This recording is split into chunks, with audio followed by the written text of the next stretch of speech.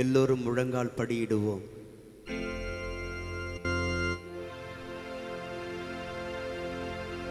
இந்த திவ்ய நற்கருணை ஆராதனையிலே நாம் பயபக்தியோடு எங்கும் எழுந்து செல்லாமல், எங்கும் வேடிக்கை பார்க்காமல், முழு மனத்தோடு, முழு ஆற்றலோடு, முழு வலிமையோடு நம் ஆண்டவரை ஆராதிக்க ஆயத்தமாகும். எல்லோரும் கைகளை மேலே உயர்த்தி அசைத்து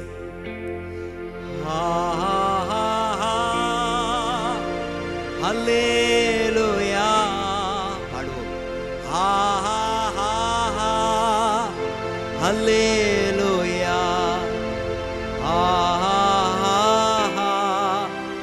அல்லேலூயா அல்லேலூயா. எல்லோரும் இரு கைகளை மேலே உயர்த்தி அசைத்து வல்லவரே உம்மை ஆராதிப்பேன். சேர்ந்து பாடுவோம். நல்லவரே உம்மை ஆராதிப்பேன். எல்லோரும் கை கூப்பி தலை வணங்கி நிலையான புகழுக்குரிய தூய்மை மிகு நற்கருணைக்கு எல்லா காலமும் ஆராதனையும் புகழும் ஆட்சியும் உண்டாக கடவது. மீண்டுமா எல்லோரும் இரு கைகளை மேலே உயர்த்தி காண்பவரே உம்மை ஆராதிப்பேன். என்னை காப்பவரே உம்மை ஆராதிப்பேன். கை கூப்பி தலை வணங்கி நிலையான புகழுக்குரிய தூய்மை மிகு நற்கருணைக்கு எல்லா காலமும் ஆராதனையும் புகழும் ஆட்சியும் உண்டாக கடவது. மீண்டுமா எல்லோரும் கீழ்ப்படிதலோடு இரு கைகளை மேலே உயர்த்தி பரிசுத்த உள்ளத்தோடு உம்மை ஆராதிப்பேன். பணிந்து குனிந்து ஆராதிப்பேன். நிலையான புகழுக்குரிய தூய்மை மிகு நற்கருணைக்கு எல்லா காலமும் ஆராதனையும் புகழும் ஆட்சியும் உண்டாக கடவது.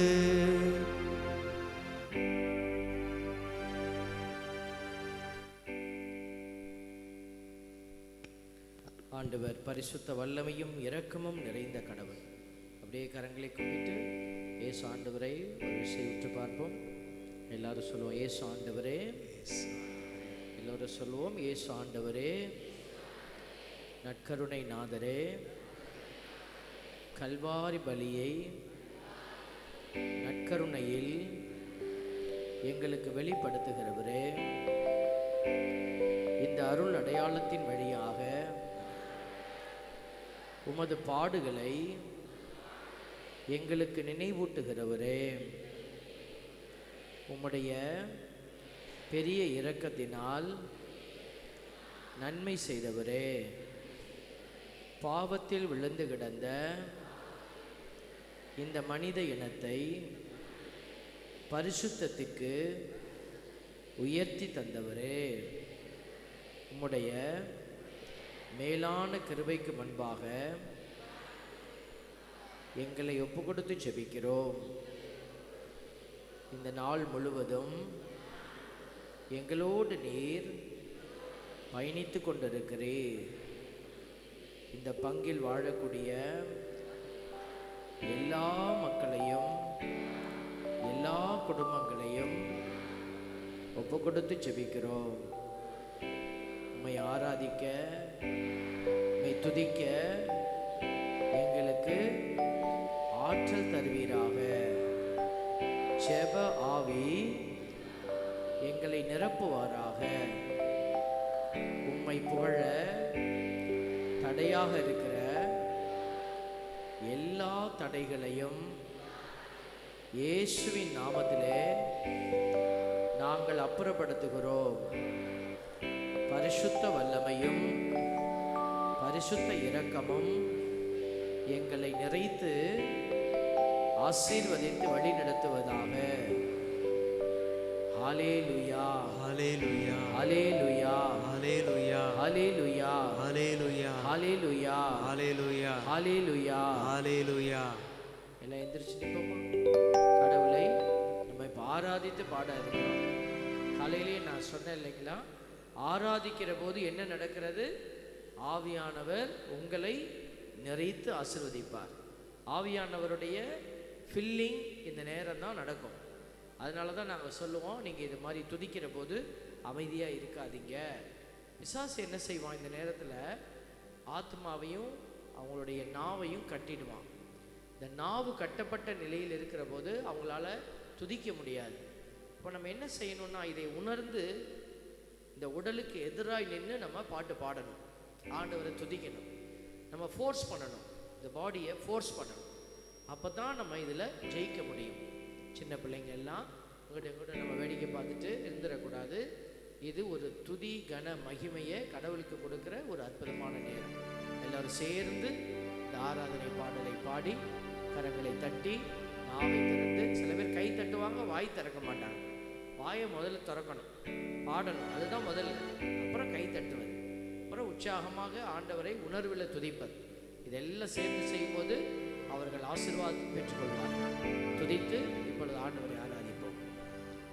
ஆராதிக்க வந்தோம், அன்பு கூற வந்தோம், யெகோவா தேவனையே.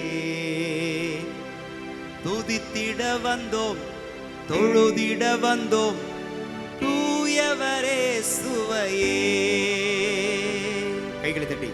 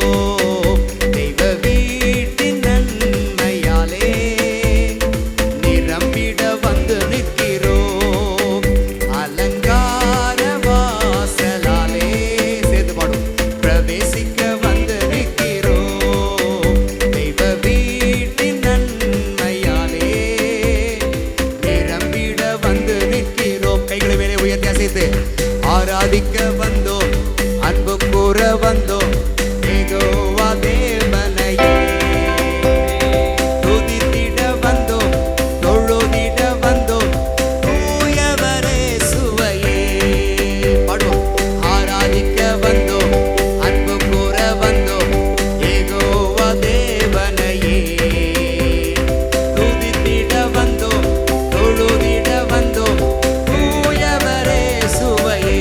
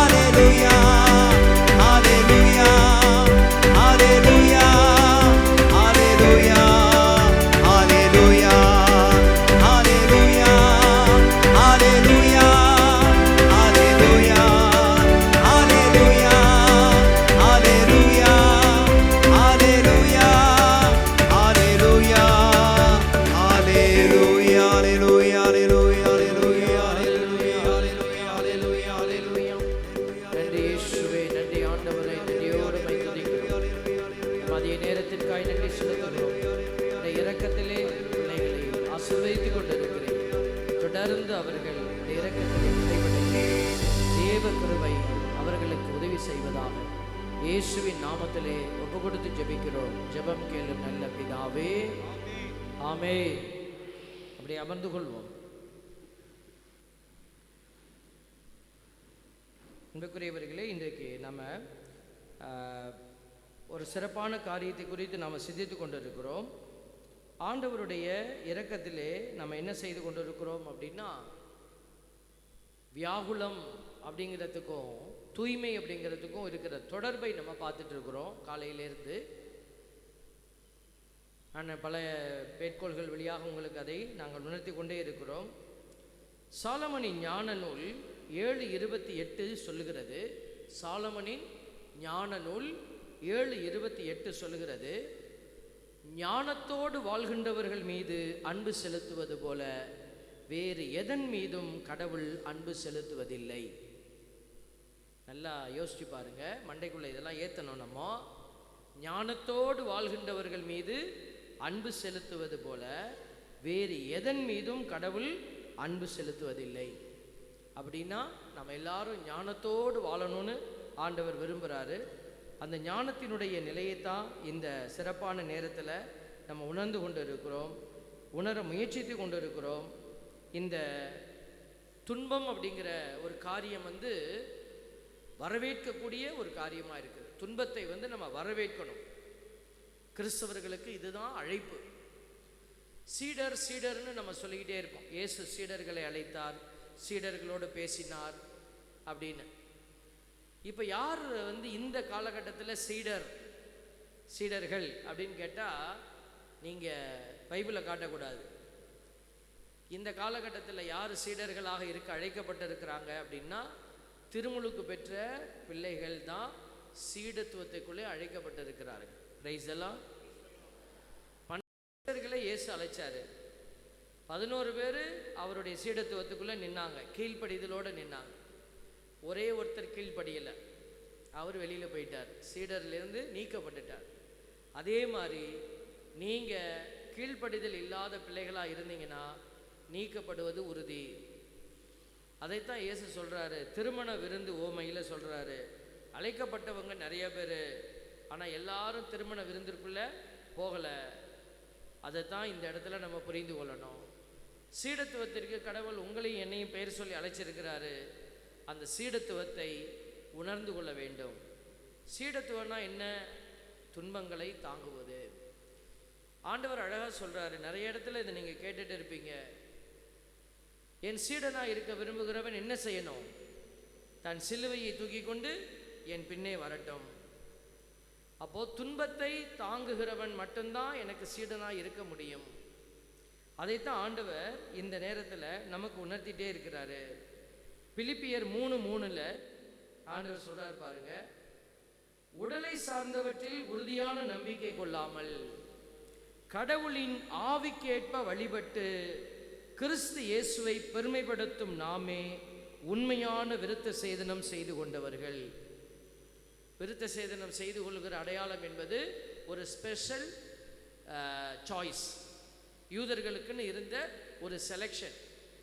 யூதர்கள் தெரிந்தெடுக்கப்பட்டவர்கள் அப்படிங்கிறத அடையாளப்படுத்துவது விருத்த சேதனம் அந்த காலத்தில். இப்போ விருத்த சேதனம் நம்மக்கிட்ட இல்லை. ஆனால் அதற்கு இணையான ஒரு காரியம் எது பாருங்க, கிறிஸ்து இயேசுவை பெருமைப்படுத்தும் நாமே. எப்படி பெருமைப்படுத்த முடியும்? இயேசு என்ன கேட்குறாரோ அதை கொடுத்தீங்கன்னா அதுதான் அவருக்கு பெருமையாக இருக்கும். நீங்கள் கேட்குறத நான் கொடுத்தேன்னா உங்களுக்கு சந்தோஷம். கடவுள் நீங்கள் ஜெபிக்கிறத கொடுத்துட்டாருன்னா, நீங்கள் ஒன்று கேட்டு ஆண்டவர் ஒன்று கொடுத்தாருன்னா அது உங்களுக்கு பிடிக்காது இல்லையா? அதே மாதிரி தான் கடவுள் என்ன கேட்குறாரோ அதை அவருக்கு நம்ம கொடுப்பது. அவர் என்ன கேட்குறாரு? யோவான் நற்செய்தி 15:8 சொல்கிறார். அவர் விருப்பத்தை சொல்கிறார். யோவான் நற்செய்தி 15வது அதிகாரம் 8வது இறைவசனத்தில் அவருக்கு என்ன வேணும்னு சொல்கிறார். என்ன சொல்கிறாரு? நீங்கள் மிகுந்த கனி தந்து என் சீடராய் இருப்பதே தந்தைக்கு மாட்சி அளிக்கிறது. Price the Lord, price the Lord. எல்லாம் மத்தியானம் சாப்பிட்டுட்டு ஒரு மாதிரி பாம்பு மாதிரி நெளிகிற மாதிரி தெரியுது. தூங்குறதுக்கு ரெடியாக இருக்கிறவங்களாம் சேர்ந்து சொல்லுங்க, பிரைஸ் தி லார்ட். பாடா, எவ்வளோ பேர் ரெடியாக இருக்கிறீங்களா தூங்குறதுக்கு? ஆமாம், மத்தியான நேரம் கொஞ்சம் போராட்டமாக தான் இருக்கும். ஆனால் நம்ம என்ன செய்யணும்? எதிர்த்து போராடணும். பாம்பு வீட்டுக்குள்ளே வருதுன்னா நம்ம என்ன செய்வோம்? ரொம்ப டயர்டாக இருக்குது, என்னத்தை போய் பாம்பை விரட்டிக்கிட்டு போம்மா, உள்ளப்போ உள்ளப்போ. விட்டுருவீங்களா? விட்டுருவீங்களா? விடமாட்டா இல்லையா? என்ன டயர்டாக இருந்தாலும் ஐயோ ஐயோ ஐயோன்னு கத்தியாவது விரட்ட பார்ப்போம். அதே மாதிரி தான் இந்த உடல் சோர்வுற்று கிடக்கிற போது தான் பிசாசு என்ன செஞ்சிருவான்? உள்ளே போயிடுவான்.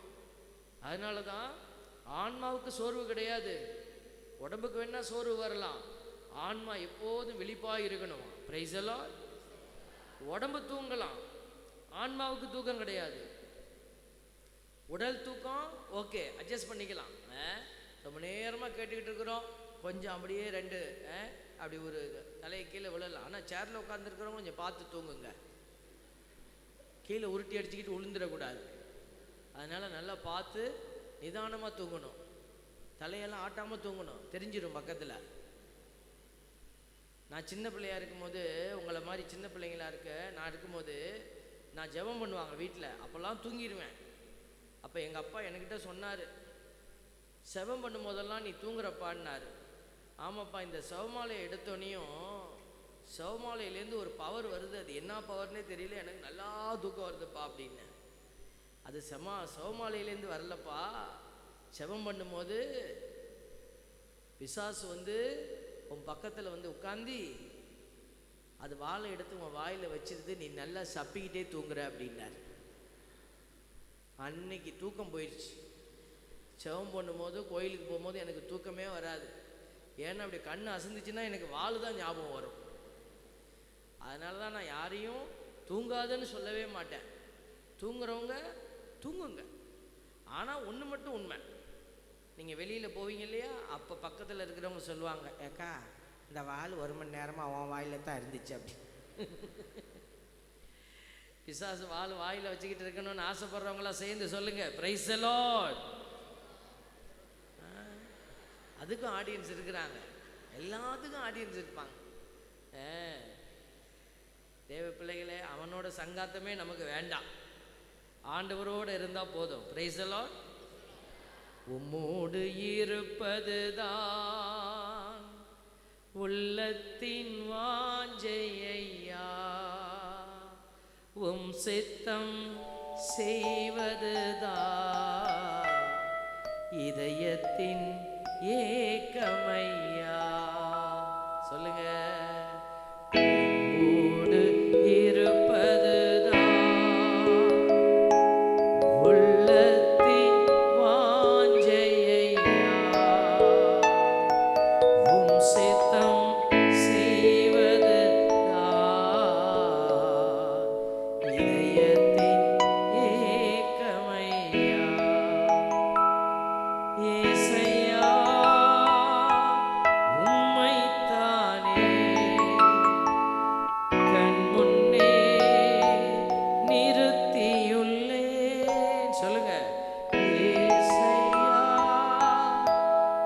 உம்மைத்தானே என் முன்னே நிறுத்தியுள்ளேன்.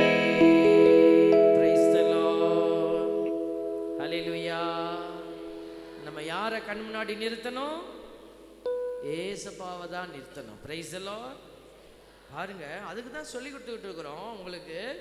கிறிஸ்துவை இயேசுவை பெருமைப்படுத்தும் நாம் விருத்த சேதனம் செய்து கொண்டவர்கள், உண்மையான விருத்த சேதனம் செய்து கொண்டவர்கள், உடலால் அல்ல. அப்போ இப்போ நம்ம எல்லாருமே நல்லவங்க தான் கிறிஸ்தவர்கள். நீங்களாம் ரொம்ப நல்லவர்கள். எப்படி? ஃபாதர் அனௌன்ஸ் பண்ணாங்க, நோட்டீஸில் போட்டாங்க, நீங்கள்லாம் வந்துட்டீங்க. எலிச்ச வாயெல்லாம் வந்துடுச்சு தியானத்திற்கு. முழிச்ச வாயெல்லாம் என்ன பண்ணுது? காசு சம்பாதிக்க போயிடுச்சு. இன்னைக்கு வேலை இருக்குது, என்னால் வர முடியாது, இன்னைக்கு போனால் பெரிய கான்ட்ராக்ட் போயிட்டு போகலன்னா அப்படின்னு போயிருப்பாங்க. வீட்டுக்காருக்கு சோறாக்கி தரணும் அப்படின்னு உட்காந்துருப்பாங்க. இல்லை நேற்று பார்க்காத சீரியலை இப்போ தான் பார்க்கலான்னு இருக்கிறேன், எதிர்நீச்சல் இன்னைக்கு போடலான் இருக்கிறேன் அப்படின்னு உட்காந்துருப்பாங்க. இப்படி 1000 காரணத்தை சொல்லிட்டு எல்லாரும் உட்காந்துருப்பாங்க. அப்போ நம்ம தான் இளிச்சவாயாக வந்திருக்கிறோம். அப்படி தானே? யார் இளிச்சவாய், யார் முழிச்சவாய்? ஆண்டவரோடு இருக்கிற பிள்ளைகள் தான் வெற்றி அடைய போறீங்க. Price the Lord. இன்னைக்கு நீங்கள் ஆண்டவரோடு அமர்ந்திருப்பது ஒரு நாள் நீங்கள் அவரோடு அரியணையில் வீற்றிருக்க போறதற்கான முன் உதாரணமாக இருக்கிறது. கரந்தடி கடவுள் நன்றி செலுத்துங்க. முன் அடையாளமாக இது அமைந்திருக்கிறது. நாங்களாம் சின்ன பிள்ளையில ஒரு ஜெபம் ஒன்று படிப்போம், மனவள்ளிய ஜெபம்னு சொல்லுவாங்க. கேள்விப்பட்டிருக்கீங்களா? இந்த பேப்பர்லலாம் நம்ம சின்ன படத்துலலாம் கீழே எழுதியிருக்கோம், இயேசுவே நான் உன்னை அன்பு செய்கிறேன் அப்படின்னு போட்டு பிராக்கெட்டில் 300 நாள் பலன், 500 நாள் பலன் அப்படின்னு எழுதியிருக்கோம். அது வந்து ஒரு கியூரியாசிட்டியை நமக்கு கொடுக்கும். அது வந்து இயேசுவின் ரத்தம் ஜெயமாய் மாற்றம் அப்படின்னு ஏதாவது எழுதி 1000 நாள் பலன். நான் இதெல்லாம் பார்த்து வாசிப்பேன். எது 1000 நாள் பலனோ அதை வாசிப்பேன், அதை தான் சொல்லுவேன் அடிக்கடி. அந்த ஜெபத்தை சொன்னால் 1000 நாளைக்கு நீங்கள் சேர்த்து வைக்க வேண்டிய ஆசீர்வாதத்தை சேர்த்துக்கிறீங்க, அப்படி தான் அதனுடைய அர்த்தம். இப்போ அந்த கான்செப்டை நீங்கள் எங்கேயுமே பார்க்க முடியாது, அது அப்படியே கொஞ்சம் கொஞ்சமாக அழிஞ்சு போச்சுன்னு வச்சுக்கோங்களேன். ஆனால் அது ஒரு விஷயம் இருக்குது. இப்போ நீங்கள் ஒரு நாள் பூரா இங்கே உட்கார்ந்துருக்கிறீங்க. இது எவ்வளோ கஷ்டமான ஒரு காரியம். இந்த கஷ்டத்தின் மத்தியில் ஒரு பாலைவன அனுபவம். கையை நீட்ட முடியாது, காலை நீட்ட முடியாது, இங்கே உட்காந்து அப்படியே உட்காந்துருக்கணும்.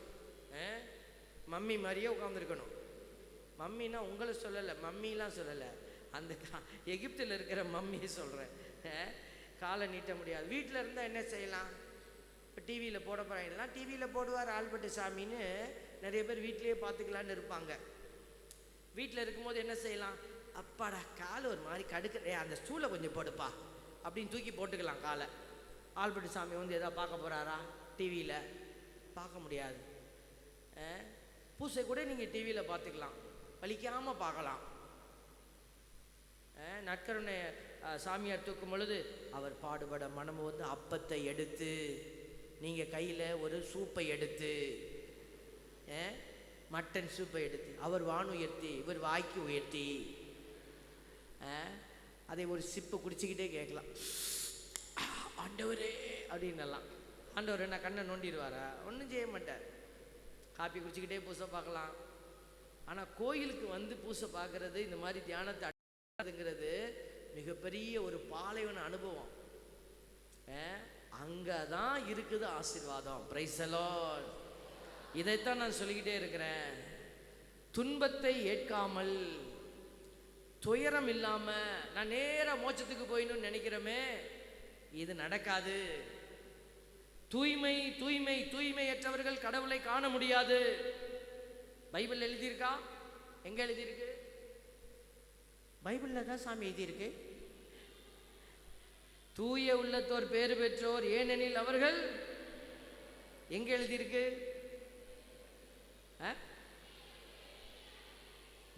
மத்தேயு நற்செய்தி 5வது அதிகாரம் 5, அதுக்கப்புறம் 8, 5, 8 எடுத்து வாசி பாருங்க.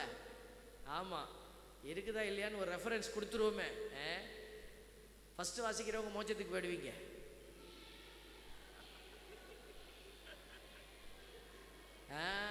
தூய உள்ளத்தோர் பேறு பெற்றோர் ஏனெனில் அவர்கள் கடவுளை காண்பர். பார்த்தீங்களா? இதை நிறைய பேர் தப்பாக புரிஞ்சுக்கிட்டு கோயிலுக்கு வரும்போது ஃபுல்லாக சென்ட் போட்டுக்கிட்டு வர்றது. நான் பவுடர் போடுறேன் தான், எல்லோரும் ஃபாதர் மேக்கப் போட்டுட்டு வராரு, பான்ஸு பவுடர் இந்த போடுறேன், அவ்வளோதான். அப்புறம் என்னையை பார்க்குறவங்க தூங்கிடக்கூடாது இல்லை, அதனால் கொஞ்சம் மூஞ்சை கழுவிட்டு கொஞ்சோண்டு பவுடர் அப்பிட்டு வரேன், வேறு ஒன்றும் மேக்கப்லாம் கிடையாது. அப்புறம் எப்படி இவ்வளோ அழகாக இருக்கிறாரு? அது பிறப்பிலே நம்ம அழகாக இருக்கிறோம், அதுக்கு நம்ம பாருங்க. நீங்கள் ஜெபம் பண்ணிக்கிட்டே இருந்தால் நீங்கள் நல்லா அழகாக இருப்பீங்க. எல்லாருமே அழகாக தான் இருக்கிறோம். ஆண்டவர் முக அழகை பார்க்கல, ஆத்மாவின் அழகை பார்க்குறாரு. ஹல்லேலூயா. அதில் ஒருவேளை என்னை விட நீங்கள் அழகாக இருப்பீங்க. ஹல்லேலூயா, பிரைஸ் தி லார்ட். ஆத்துமாவை நேசிக்கிறார், ஆவி பொழிகின்றார். ஆண்டவர் எவ்வளோ அழகாக சொல்கிறாரு பார்த்தீங்களா? ஆல்பர்ட் மூஞ்சை நேசிக்கிறார் இல்லை, ஆண்டவர் மேக்கப் போட்ட மூஞ்செல்லாம் நேசிக்கிறார் இல்லை, ஆத்துமாவை நேசிக்கிறார். Price the Lord. அப்போது தூய உள்ளத்தர் தான் ஆண்டவரை போய் பார்க்க முடியும். அப்போ தூய உள்ளமாய் மாறுறது எப்படி? அதைத்தான் நாங்கள் சொல்லிக்கிட்டு இருந்தோம். போன செஷனில் என்ன வசனம் சொல்லிட்டு போனோம்? உட்புறத்தில் உள்ளவற்றை ஃப்ரீயாக கொடுக்கணும். அதான் அது வசனம் எங்கே சொன்னோம்? மண்டையில் ஏற்றணும், மனசுக்குள்ளே கொண்டு போய் வச்சுக்கணும். லூக்கா நற்செய்தி 11:41. Okay, very good. லூக்கா அதில் உட்புறத்தில் உள்ளவற்றை தர்மமாக கொடுங்க, அப்பொழுது உங்களுக்கு அனைத்தும் தூய்மையாயிரும். பாருங்க, அன்பு இல்லாத இடத்துல நீங்கள் அன்பு கொடுக்கணும். அன்பு இல்லைன்னா அங்கே என்ன இருக்கும்? வெறுப்பு இருக்கும். வெறுப்பு இருக்கிற இடத்துல நீ அன்பை கொடு. வீட்டுக்கு போகிறீங்க, தியானம் முடிச்சுட்டு வீட்டுக்கு போவீங்க, அங்கே வரிஞ்சு கட்டிக்கிட்டு ஒருத்தர் உட்காந்துருப்பாருன்னு வச்சுக்கோங்களேன். உங்கள் மனைவியோ உங்கள் கணவனோ இருப்பாங்க. என்ன போய் நல்லா தின்ட்டு வந்தியா, சோறாக்கி வச்சுட்டு போகணுன்னு தெரியலையா? அதெல்லாம் மூஞ்ச உடைச்சா தான் சரியாக வரும். இந்த பாரு, கோயிலுக்கு போயிட்டு வரேன், நன்மை வாங்கியிருக்கேன், வாயை பிடுங்காத. ஏன் நன்மை வாங்கலைன்னா வாயை பிடுங்கிடுவாங்க. பார்த்தீங்களா? அப்போது நம்ம என்னவா மாறிடணும்? ஆட்டுக்குட்டியாக மாறணும். நம்ம ஆண்டவருடைய ஆசீர்வாதத்தை தூக்கிட்டு போகிற பிள்ளைகளா? இருள் அங்கே நீ ஒளியா இரு. கெட்டது நடக்குது, நீங்கள் என்ன செய்யுங்க? நன்மையாக இருங்க. ஆண்டவர் அதுக்கு தான் நம்மளை கூப்பிட்டுருக்காரு. அன்பு இல்லாத இடத்துக்கு தான் அன்பு தேவை. இரக்கம் இல்லாத இடத்துல தான் நீங்கள் இரக்கத்தை கொடுக்கணும். நான் என்னுடைய பங்கில் ஒரு அவசரமாக கிளம்பிக்கிட்டு இருக்கிறேன். ஒரு டைம் வேறு ஆயிடுச்சு, வேகமாக கிளம்புறோம். திடீர்னு 2 பேர் நிற்கிறாங்க, கணவன் மனைவி, முகமெல்லாம் வாடி இருக்கு. என்ன, எனக்கு ஒரு பக்கம் கோபம் வருது, விரட்டி விடு. மனசு சொல்லும், பிசாசு ஒரு பக்கம் பேசிக்கிட்டே இருக்கும், விரட்டு, நீ டைம் ஆயிடுச்சு, எங்களுக்கு நேரம் கண்ட நேரத்தில் நின்று எதையாவது அறுப்பாங்க, விரட்டு நீ. மனசு இன்னொரு மனசு சொல்லுது, இல்லை என்னன்னு கேள, மூஞ்செல்லாம் ஒரே கவலையாக இருக்குது, என்னன்னு தெரியல, பொறுமையாக கேளு. பாருங்கள், இந்த இடத்துல தான் நம்ம அந்த தூயாவியின் கனியை அப்ளை பண்ண முடியும். சும்மா நல்லா அப்படி ஃப்ரீயாக உட்காந்துருக்கும் போது நம்ம பேசுறது இல்லை. இது மாதிரி ஒரு இக்கட்டான சூழலில் ஒரு பொறுமையை நம்ம கொடுக்க முடியும். அப்போ பொறுமையோட சொல்லுங்கள், என்னம்மா என் பிள்ளைக்கு உடம்பு சரியில்லைப்பா, தலையில் அடிபட்டுருச்சு, டாக்டர் கோமா ஸ்டேஜுக்கு போயிட்டான், ஜெபம் பண்ணுங்கன்னு சொல்கிறாரு. பாருங்கள், ஒரு தாய் தந்தைக்கு என்ன பாரம். ஒரு மகனுடைய ஒரு வேதனையான சூழலில் 2 பேரும் கலங்கி நிற்கிறாங்க. நான் ஒன்றும் விடுதலை கொடுக்க முடியாது, ஆனால் நான் என்ன செய்கிறேன்? கவலைப்படாதீங்க, ஆண்டவர் நல்லவர், அவர் உன் பிள்ளையை விடுவிப்பார், உன் பிள்ளையை காப்பாற்றுவார். நீங்கள் போங்க, நான் அவசரமாக ஒரு இடத்துக்கு போகிறேன், நான் போய்கிட்டே ஜெபம் பண்ணிகிட்டே போவேன், கடவுள் உங்கள் பிள்ளையை உங்கள்கிட்ட கையில் கொடுப்பாரு, தைரியமாக போங்க அப்படின்னு சொல்லிவிட்டு நம்ம காரில் ஏறி உட்காந்து நான் போயிட்டேன். பாருங்கள், இவங்களுக்கு நான் பொறுமையை கொடுத்துட்டேன், ஆண்டோடைய வார்த்தையை சொல்லிட்டேன். இப்போ நான் கனியை கொடுத்ததுனால இந்த கஷ்டமான சூழலில் உள்ளத்துக்குள்ளே ஒரு போராட்டம் இருக்குது. இந்த போராட்டத்தில் நான் கனியை கொடுத்துட்டேன், தூய ஆவியின் கனியை. இந்த கனி கண்டிப்பாக அங்கே பலன் கொடுக்கும். Price the Lord. ஒரு வாரம் கழித்து வராங்க, என் பிள்ளை பழிச்சுக்கிட்டான் சாமி. Price the Lord. சொன்ன வார்த்தை ஆண்டவர் காப்பாற்றி கொடுத்துட்டாரா? அது ஆல்பர்ட்டுக்கு மட்டும் செய்ய மாட்டார், உங்களுக்கும் செய்வார். ஹல்லேலூயா. யாரெல்லாம் தூய ஆவியை தாங்கி செல்கிற கருவிகளாக பாத்திரங்களாக இருக்கிறீங்களோ, உங்கள் வழியாக கடவுள் அற்புதத்தை செய்வார். ஆனால் அந்த பாத்திரத்தை தூக்கிக்கிட்டு போகிறது தான் கடினமான காரியம். அந்த பாத்திரம் எளிமையான பாத்திரம் அல்ல, அதுதான் துன்பங்கள் துயரங்கள் நிறைந்த பாத்திரம்.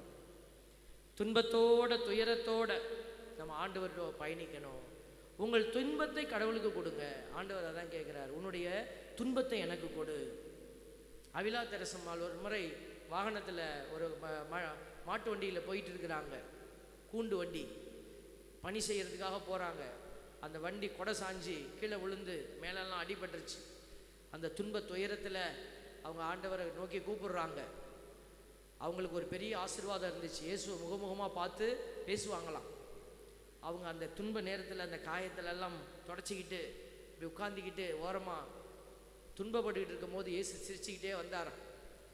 ஆண்டவரே, உங்கள் பணிக்கு தானே போகிறேன், என்னை நீங்கள் காப்பாற்றக்கூடாதா அப்படின்னப்போ, இல்லைப்பா, அந்த துன்ப நேரத்துலேயும் நீ என்னை நினச்சி பார்க்குற பார்த்தியா, என்னுடைய அன்பர்களை நான் அப்படி தான் பார்க்குறேன். துன்பத்தை கொடுத்து அவங்க அந்த துன்ப நேரத்தில் என்னை நினைக்கிறாங்களே, அதை நான் பார்த்து ரொம்ப ரசிப்பேன் அப்படின்னாராம். அதுக்கு அந்த அம்மா சொன்னாங்களாம், புனிதை சொன்னாங்களாம், அதனால தான் உங்களுக்கு ஆடியன்ஸ் ரொம்ப கம்மியாக இருக்கிறாங்க அப்படி. ஆண்டவருக்கு ஆடியன்ஸ் ஏன் கம்மியாக இருக்கிறாங்கன்னா, துன்பத்தின் வழியாகத்தான் அவருடைய உடனிருப்பை நமக்கு அவர் காட்டிக்கிட்டே இருக்கிறார். Praise the Lord. அதனால தான் சொல்கிறாரு, உன் துன்பம்லாம் வீணாக்கிடாத. இன்னைக்கு உங்கள் துன்பம் எப்படி வரலாம்? உறவுகள் வழியாக வரலாம், துன்பம் நோய் வழியாக வரலாம், ஒரு இலக்கு, ஒரு நன்மை செய்ய போறீங்க, அங்கே துன்பம் வரலாம். இப்படி ஏதாவது ஒரு நல்லது பண்ணும் பொழுது என்னென்ன துன்பம் வருதோ அந்த துன்பம் எல்லாம் ஆண்டவருக்கு கொடுங்க. நீங்கள் அடுத்தவனை அழிக்கணும்னு துன்பப்பட்டு அது துன்பம் இல்லை, அது ஆண்டவருக்குரிய துன்பம் இல்லை. அடுத்தவன் வீட்டை பற்றி நீ கேவலமாக பேசி அதனால சண்டை வந்துச்சுன்னா அது கடவுள் துன்பம் அல்ல. நன்மை செய்து துன்புறுவது அது ஆண்டவருக்கு உகந்தது. அதை தான் ஆண்டவர் கேட்குறாரு, இந்த துன்பத்தை எனக்கெல்லாம் கொடு, அந்த துன்பத்தை வழியாக நான் இந்த பூமியை காப்பாற்றுறேன். I save this earth. அப்போ என்னோட சேர்ந்து நீங்கள் என்ன செய்யுங்க, கரம் கோர்த்து நடந்து வா. இந்த உலகத்தை காப்பாற்றுறதுக்கு இந்த கசப்பான பாத்திரம் தேவையாக இருக்குது. துன்பத்தின் வேதனை, அந்த வலிகள் அந்த பூமியை காப்பாற்ற தேவைப்படுது. இதைத்தான் இயேசு சாமி கொடுத்தாரு சிலுவையில். அதனால தான் அவர் சொல்கிறாரு, துன்ப நேரம் என்ன செஞ்சிடாத, சோர்ந்து போயிடாத. பாருங்க, இன்னைக்கு உலகம் துன்பம் இல்லாத ஒரு உலகத்துக்குள்ளே பிசாசு நம்மளை கூட்டிகிட்டு போகிறான். மாவு அரைக்க வேண்டியதில்லை, மிளகா அரைக்க வேண்டியதில்லை, வழி இல்லாமல் எல்லாம் பாக்கெட்டில் இருக்குது, எடுத்து போட்டு உன் குடும்பத்தையே கொன்னுடு. எல்லாம் பாக்கெட்டில் விற்கிது, நீ எதுக்கு போட்டு கையில் போட்டு மிளகாய் அரைக்கிற, அதை அரைக்கிற? எல்லாம் பாக்கெட்டில் இருக்குது. போன வருஷம் போட்டது தான் பாக்கெட்டு. எல்லாத்தையும் போட்டிங்கன்னு வச்சுக்க, ஒரே வருஷத்தில் எல்லாம் ஒன்று ஒன்றா காலி ஆகிடும். இப்போ நம்ம அதெல்லாம் ஈஸியாக எடுத்துக்கிட்டோம். ஈஸியாக எடுத்துக்கிட்டு எல்லாம் ஈஸியாக வாழ்க்கை போய்கிட்டே இருக்கு. சிலுவை பாதை, இந்த லென்ட்டு வரும், நீங்களே பார்ப்பீங்க. முன்னாடியெல்லாம் ஒவ்வொரு ஸ்தலத்துக்கும் முட்டி போட்டு எந்திரிச்சு போவோம். எல்லாம் முடியாதவங்களாம் முட்டி போடுவாங்க. ஆனால் இப்போது எல்லாம் நின்ன இடத்துல நிற்கிறது. முதலாம் ஸ்தலம், இரண்டாம் ஸ்தலம், மூன்றாம் ஸ்தலம், நான்காம் ஸ்தலம், அஞ்சாம் ஸ்தலம், ஆறாம், ஒரு வட்டத்தில் 14 ஸ்தலத்தையும் சுற்றிடுறாங்க. முட்டி முடங்கிறது இல்லை, மனசு இறங்குறது இல்லை, ஒன்றும் இல்லை. தேவ பிள்ளைகளே, இப்போதைக்கு நாங்கள் ஒரு ஆத்மாவில் திருப்தி அடைகிறோம். கோயிலுக்காவது வந்திருக்குதே இது அப்படின்னு.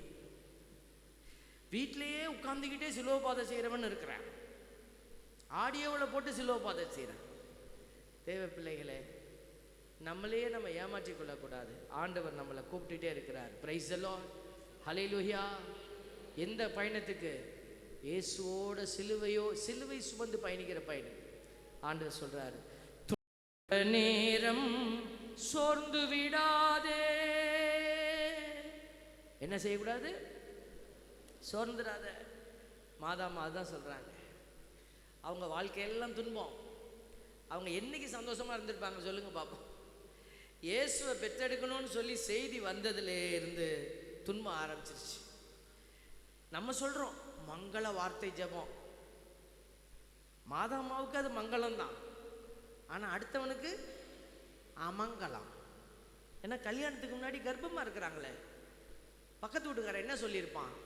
ஐயோ நல்ல புள்ளன்னு நினச்சிக்கிட்டு இருந்தாங்க, ஃபங்க்ஷன்லாம் வச்சாங்க இந்த அம்மா, இந்த மேரிக்கு நேர்த்தி கடன்லாம் கொடுத்தாங்க, கடவுளுக்கு இந்த பிள்ளைய நேர்த்தியெல்லாம் பண்ணி விட்டாங்க, பாரு இப்படி பண்ணிட்டு வந்துருச்சு பத்தியா. நம்மளாம் என்னென்ன சொல்லிடுவோம், அப்படியெல்லாம் சொன்னாங்க. ஆனால் அன்னை மரியாள் எதுக்கும் கலங்கலை.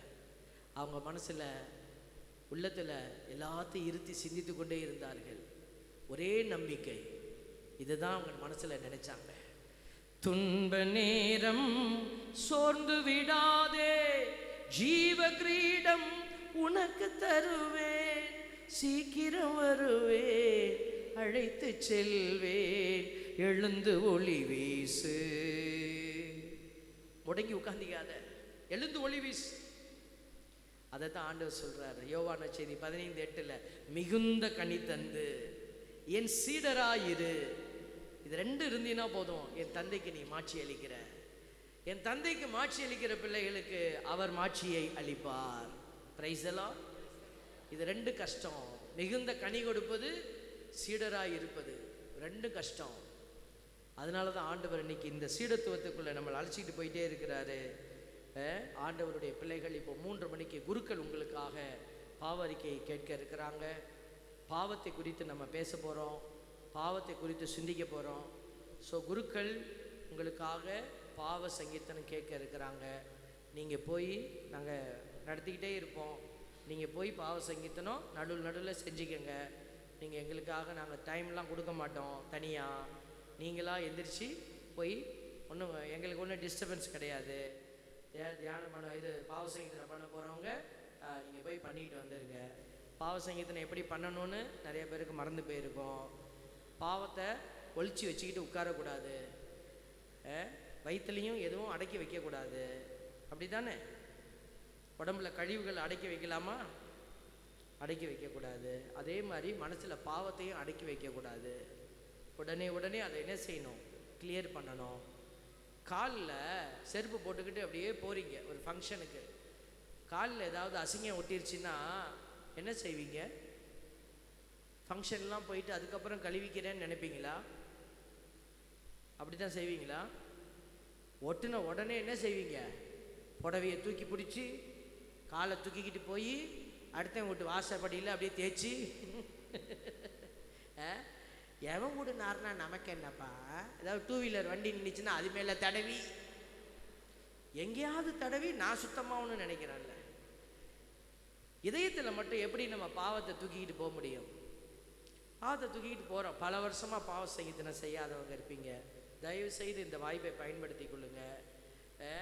அப்புறம் இந்த பாவ சங்கீதனம் செய்ய போகும்போது பாவத்தை மனசை விட்டு சொல்லுங்கள். ஒன்றும் நீங்கள் பயப்பட வேண்டாம். அங்கே உட்காந்துருக்கிற ஃபாதர் ஒன்றும் உங்களை குச்சி வச்சு அடிக்க மாட்டாங்க, ஒன்றும் உங்களை கடிந்து பேச மாட்டாங்க.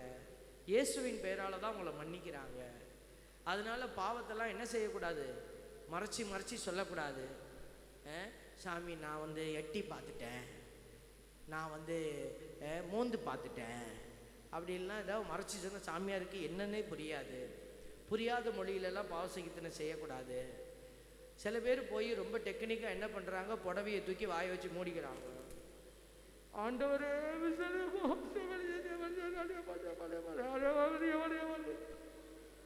ஒரு கன்றாவையும் புரியாது. நான் உடனே ஆவியானவர்கிட்ட சொல்லுவேன், அப்பா இந்த மொழி என்னன்னே புரியலப்பா, உமக்கு புரிஞ்சா எடுத்துக்கங்கப்பான்னுவேன். ஒன்றும் புரியலன்னா இந்த அம்மாலே தூக்கிடுங்க அப்படின்னு. பாருங்க, பாவத்தை புரிகிறபடி சொல்லுங்க. ஃபாதர்ஸ் உங்கள் பாவத்தை கேட்குறதுல ஒன்றும் ஆர்வமாலாம் இல்லை. அவங்க உங்கள் பாவத்தை மன்னிக்கிறதுக்கு தயாராக இருக்கிறார். கடவுள் இருக்கிறார், இயேசு தாங்க உட்கார்ந்துருக்கிறார், உங்களுக்காக காத்துக்கிட்டு இருக்கிறார். அருட்சாதனம் இது. அதனால் நீங்கள் போய் சொல்லும் பொழுது பாவத்தை உடனே ஃபாதர்ஸ் கேட்டுட்டு யாரும் மனசில் வச்சுக்கிட்டு உங்களை அப்படி பார்க்க போகிறதும் கிடையாது. மறந்துடுவாங்க. அவங்களுக்கு 4 பேர் வந்தோடனே முதல் ஆளை சொன்னதெல்லாம் மறந்துடும். அதனால் பாவத்தை நம்ம நிதானமாக சொல்லுங்கள். பாவத்தை சொல்கிற நேரத்தில் போய் வீட்டு கதையெல்லாம் சொல்லாதீங்க. சாமி எனக்கு 1975 கல்யாணம் பண்ண சாமி, அந்த மனுஷனை கட்டினதுலேருந்து எனக்கு கஷ்டம்தான் சார். 1975 எப்போ 2025 வர்றது? நியாயப்படுத்தக்கூடாது. சில பேர் கதையாக சொல்லிமா நிறுத்துங்க ஐயா, இப்போ என்ன தயா சொல்ல வரீங்க அப்படின்னா, இந்த மாதிரிலாம் அவள் பண்ணும்போது நான் 2 வார்த்தை பேசியிருப்பேன் சாமி, என்னை மன்னிச்சு விட்டேன் சாமி. இதை முன்னாடியே சொல்லிட்டு போயிருக்கலாமே. ஒரு சில பேர் போய் சொல்கிறாங்க, சாமி நான் ஒரு பாவமும் செய்யலை சாமி, என்னைய மன்னிச்சிடு. ஒரு பாவமும் செய்யாது எப்படி நம்ம மன்னிக்கிறது? ஒரு பாவமும் செய்யாதவங்களுக்கு ஒரே இடம்தான், மேலே தான். உடனே ஆண்டவரே உடனே ஃபேக்ஸ் அடித்து தூக்கிடுங்க. தயவு செய்து இந்த அருட்சாதனத்தை நம்ம அவமானப்படுத்தக்கூடாது. இந்த அருட்சாதனம் உண்மையிலேயே வல்லமையான ஒரு அருட்சாதனம். போய் தந்தை மகன் தூய ஆவியாரின் பெயராலே ஆமேன். சுவாமி, நான் பாவியா இருக்கிறேன், என்னை மன்னியும். குட்டி பிள்ளைகளாம் தெரிஞ்சுக்கங்க, சொல்லணும். சுவாமி நான் சில பேர் போய் பதஷ்டத்தில் பாவி நான் சுவாமியா இருக்கிறேன்னு சொல்லிடுறான். நீ சாமியை போய் பாவி ஆக்கிறாரு. பாவி இல்லை, சாமி நான் பாவியா இருக்கிறேன் அப்படி சொல்லணும். பாவ சங்கீதனை செஞ்சு எவ்வளோ நாள் ஆச்சுன்னு சொல்லணும். போன டிசம்பருக்கு பண்ணினேன் அப்படின்னா நீ மாதத்தை கணக்கு பண்ணிக்கங்க. போன நவம்பர் செப்டம்பர் பண்ணினேன், இந்த செப்டம்பர் வந்துச்சு, 1 வருஷம் ஆச்சுன்னு அர்த்தம். இந்த மாதத்தை கணக்கு பண்ணால் போதும். அட்லீஸ்ட்டு ஒரு 6 மாதம் 3 மாதம் ஒரு டியூரேஷன் எவ்வளோன்னு சொல்லுங்கள். 1 வருஷம் 2 வருஷம் சொல்லுங்கள், நோ ப்ராப்ளம். அப்புறம் இந்த பாவத்தை எல்லாம் சொல்லணும். இந்த மாதிரி பாவத்தை மட்டும்தான் சொல்லணும். பாவத்தை மட்டும் 1 2 3ன்னு சொல்லிவிட்டு, சில பேர் போய் உங்கள் வலியெல்லாம் வேதனையெல்லாம் சொல்கிறீங்க. நான் வேலை செய்கிற இடத்துல அந்த சிஸ்டர்கிட்ட நான் படாத பாடுபடுறேன் சாமி, இது பாவமா? அந்த சிஸ்டர் மாதிரியே இல்லை, பேய் மாதிரி இருக்குதுங்க சாமி. இதெல்லாம் நீங்கள் கவுன்சிலிங்கில் சொல்லலாம். சிஸ்டர் உங்களை சொல்லலை, நான் சும்மா சொல்கிறேன். இங்கே முறைக்கிறாங்க, அதுக்காக சொன்னேன். அப்போது மன வலியெல்லாம் போய் சொல்கிறதுக்கான இடம் அது இல்லை. பாவத்தை மட்டும் சொல்லிட்டு, இப்போது சொன்ன பாவத்துக்கும் மறந்து போன பாவத்துக்கும் மனம் வருந்துகிறேன் அப்படி சொல்லணும். சில பேர் வேணும்னே 4 பாவத்தை மறந்த மாதிரி நினச்சிக்கிட்டு, ஆண்டவர் இதெல்லாம் மறந்ததில் வச்சுக்கிறேன், ஆண்டவருக்கு தெரியும் நீ எதை ஒழிச்சு வைக்கிற அப்படின்னு. அதனால் எதையும் ஒழியாமல் குருவானிடத்துல சொல்லிவிட்டு இதை மட்டும் சொன்னீங்கன்னா போதும். ஃபாதர் உங்களுக்கு அட்வைஸ் கொடுப்பாங்க. அந்த அட்வைஸை கேட்டுட்டு நீங்கள் என்ன செய்யணும், அந்த அவங்க கொடுக்குற தண்டனையை கொண்டுட்டு வந்து நிவர்த்தி பண்ணணும். கடைசியாக அவங்க ஜெபம் பண்ணும்போது நீங்கள் உத்தம மனஸ்தாப மந்திரம் சொல்லணும். உத்தம மனஸ்தாப மந்திரம்னா என்ன? சின்ன பிள்ளைகளுக்கு மனத்துயர் மன்றாட்டுன்னு சொல்லுவாங்க. ஒரு இது தெரியாமல் நான் ஒரு சின்ன பிள்ளைங்களுக்கு கேட்ட இடத்துல உத்தம மனஸ்தாபம் சொல்கிறா அப்படின்னு சொல்லிட்டேன். அவன் அப்படியே நின்றுட்டான். சொல்கிறா அப்படிங்கிற, எனக்கு தெரியாது இந்த ஜெபம் படிக்காமல் எப்பட்றா வந்து அப்படின்னா, அப்புறம் தான் எனக்கு ஞாபகம் வச்சு, ஐயோ பேரை மாற்றிருக்காங்களே, அப்புறம் மனத்துயர் மன்றாட்டுன்னு அது தெரியும் அப்படிங்கிறது. குழந்தை பிள்ளைகளுக்கு சில நேரத்தில் சில பேர் உத்தமன சாமுதிரம் சொல்லுங்கன்னா அவங்க பரலோகத்தில் இருக்கிற எங்கள் பிதாவே அப்படியே நாமம் அச்சிக்கப்படுவதாக. அதாவது நான் பாவம் பண்ணிட்டேன், நான் ஏற்றுக்கிறேன், என்னை மன்னிச்சிருங்கன்னு சொல்கிற ஜெபந்தான். சரீஸ்வரா சாமி தேவரீர் அளவில்லாத சகல நன்மை அன்பு நிறைந்தவராக இருக்கிறேன், உமக்கு எதிரான பாவத்தெல்லாம் நான் செஞ்சிட்டேன், இனிமேல் இப்படிப்பட்ட பாவத்தை செய்வதில்லை என்று உறுதியான மனதுடனே பிரதிக்கினை செய்கிற உறுதி செய்கிற அப்படின்னு பெரிய ஜெபம். அது ஒன்றுமே தெரியலன்னா இதையாவது சொல்லி முடிங்க, ஒன்றும் பயப்படாதீங்க. ஃபாதர்ஸ் எல்லாம் ஒன்று டெஸ்ட் வைக்கலை. அதனால் சொல்லிவிட்டு நீங்கள் வந்து அந்த குருவானவர் கொடுக்குற கட்டளையை நீங்கள் இந்த இடத்துல முட்டி போட்டு தீர்க்கணும். Price the Lord. ஹல்லேலூயா, ஹல்லேலூயா. ஆண்டவரோட இருக்கிறவங்களாம் சொல்லுங்க ஹல்லேலூயா. பிசாசின் மடியில் உட்கார்ந்து இருக்கிறவங்க சொல்லுங்க ஹல்லேலூயா. இயேசுவே. எல்லாரும் பாவசங்கீதனை போகணும். நிறைய நேரம் பாருங்க, பிசாசு இப்படி தான் உற்சாகமாக ஏமாற்றிக்கிட்டு வருவான். உற்சாகமாக சொன்னாலும் அறிவோடு பேசணும் இல்லையா, அறிவோடு யோசிக்கணும். ஆண்டவர் அதுக்கு தான் நம்மளை கூப்பிட்டுட்டே இருக்கிறார். Praise the Lord. Hallelujah, hallelujah. எல்லாம் எந்திரிச்சு நிற்போமா? ஒரு பாட்டு இருக்கு, நல்லது நல்லது நல்லது கடவுளை புகழ்வது நல்லது. கடவுளை புகழும்போது ஆவியானவர் உங்களை நிரப்புவார். இப்போ எதுக்கு நம்ம கடவுளை புகழ்கிறோம்? பாவ அறிக்கை செய்யாதவங்களுக்கு, பாவத்தினுடைய உணர்வு இல்லாதவங்களுக்கு, பாவத்தினுடைய அத்தியாவசியத்தை, அந்த பாவ சங்கீர்த்தனத்தின் அத்தியாவசியத்தை ஆவியானவர் உணர்த்த போறாரு. Praise the Lord. ஹல்லேலூயா. எல்லாம் 2 கரங்களையும் மார்பில வைங்க, 2 கரங்களையும் மார்பில வைங்க. எல்லாரும் கண்களை மூடுங்க. பரிசுத்த ஆவியானவரே, என்னுடைய ஆத்மாவின் நிலையை எனக்கு உணர்த்துங்கப்பா. பாவத்தின் நிலையை எனக்கு உணர்த்துங்க. மறைக்கப்பட்டு கிடக்கிற பாவங்களை உணர்த்துங்க. பாவத்தினாலே காயப்பட்டு கிடக்கிற என் இதயத்தை நான் மீட்டெடுக்க எனக்கு உதவி செய்யுங்க. இதோ ஆண்டவர் புகழுகிற பிள்ளைகளை எல்லாம் ஆசீர்வதிக்க போறார். புகழுகிற பிள்ளைகள் இப்பொழுது நீங்கள் அபிஷேகப்பட இருக்கிறீங்க. குருக்கள் உங்களுக்காக, இயேசு உங்களுக்காக காத்துட்டே இருக்கிறார். குருவானவருடைய அடையாளத்தில் இயேசு உங்களுக்காக காத்துட்டு இருக்கிறார். என் மகளே, என் மகனே, என்கிட்ட வரமாட்டியா? இதோ இந்த நேரம் எல்லாரும் பாடுவோமா? இயேசுவே நல்லது, கடவுளை புகழ்வது நல்லது. புகழுகிற போது தூயாவை உங்களை நிறைத்து உங்களுக்கு பலன் கொடுப்பார். பாவத்தை அறிக்கை செய்ய ஆற்றல் தருவார். வல்லமையை பெறுவோமா? எல்லாரும் பெறுவோமா? நல்லது நல்லது நல்லதே, நம் கடவுளை புகழ்வது நல்லதே.